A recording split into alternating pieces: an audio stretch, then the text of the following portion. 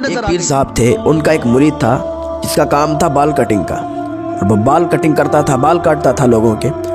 उसकी शादी हुई, शादी होने के बाद बीवी घर पे आई। कुछ सालों के बाद उसके यहाँ एक खुशी हुई, बेटा पैदा हुआ। बेटा 2-3 साल का जब हो गया तो उसको कोई उठा के ले गया, वो गुम हो गया। बीवी बहुत रो रही थी। उसकी बीवी ने कहा अपने शौहर से कि बात सुनो, तुम्हारे पीर साहब हैं, उनसे दुआ के लिए कहो, हो सकता है उनकी दुआ में वो असर हो कि वो अल्लाह की बारगाह में दुआ करें और हमारा बेटा हमें वापस मिल जाए।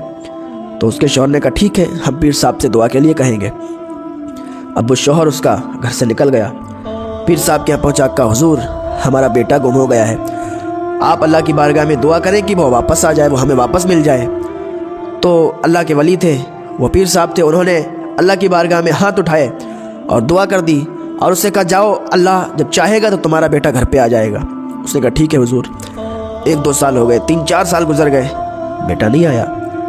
फिर उसकी बीवी रोने लगी एक दिन और कहने लगी कि बेटा वापस नहीं आया, जाओ फिर पीर साहब के पास जाओ और दुआ कराओ, हो सकता है पीर साहब की वजह से हमारा बेटा वापस आ जाए। वो इंसान फिर पीर साहब के यहाँ गया और पीर साहब से कहा हुजूर हमारे बेटे के लिए दुआ कर दे, जाओ अल्लाह चाहेगा तो तुम्हारा बेटा घर पे वापस आ जाएगा। वो फिर चले आए। अभी 10-12 साल गुजर गए तो बेटा नहीं आया।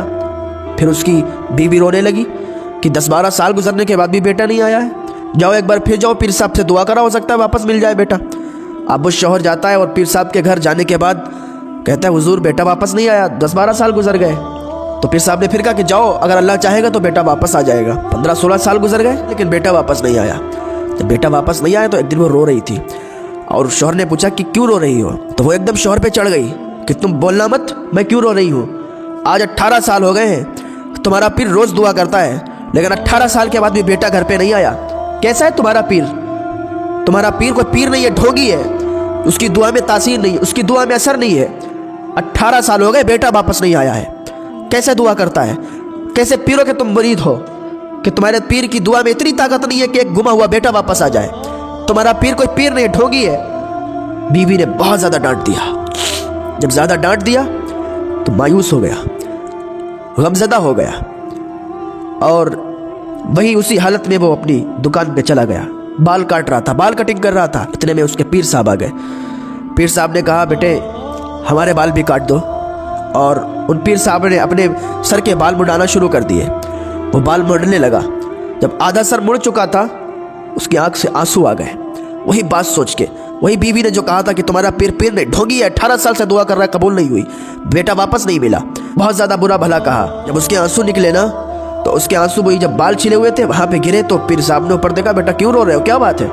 तो उसने सारी बात बताई कि आज हमारी बीवी हम पर भड़क गई और बहुत ज्यादा हमें सुनाई, फुला फुला बात कह रही थी। पीर साहब ने कहा बेटा घबराने की कोई बात नहीं है, जाओ घर चले जाओ। उसने कहा हुजूर आपके बाल कर नहीं, घर चले जाओ। अब वो घर जा रहा था, जैसे ही गांव में पहुंचा, घर के करीब पहुंचा, लोग उस पर फूल बरसा रहे थे, लोग उसे मुबारकबाद पेश कर रहे थे कि मुबारक हो, मुबारक हो।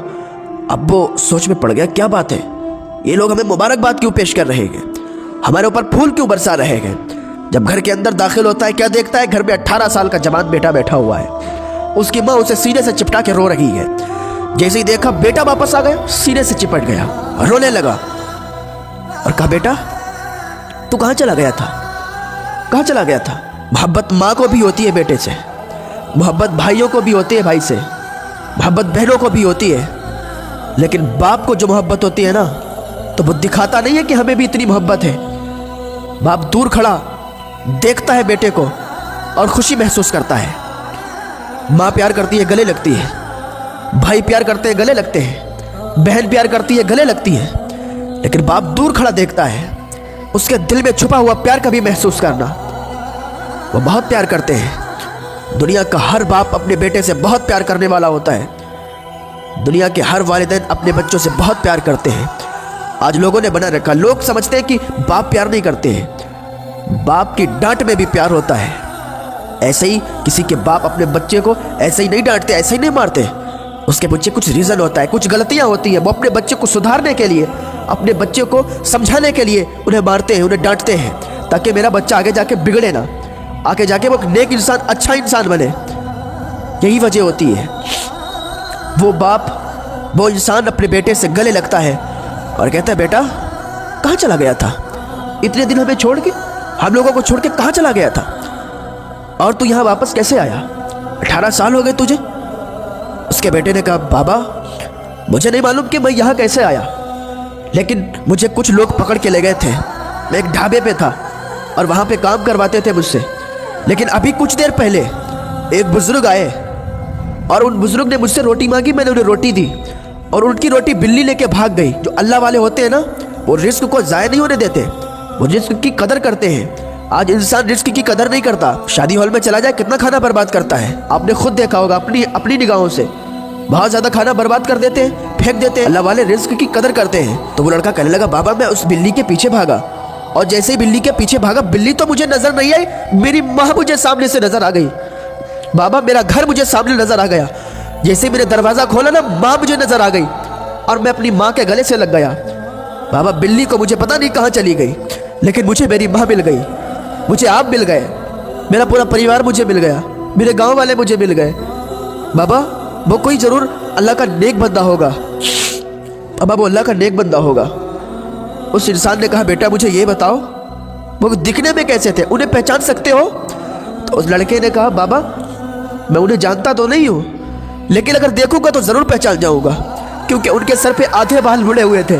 जब इसने इतना सुना कि उनके आधे बाल मुड़े हुए थे, दौड़ता हुआ गया, अपने पीर के कदमों में गिर गया। कहने लगा, हुजूर मेरी बीवी से बहुत बड़ी गलती हो गई, उन्हें माफ़ कर दो। तो अल्लाह वालों की दुआओं में बहुत असर होता है।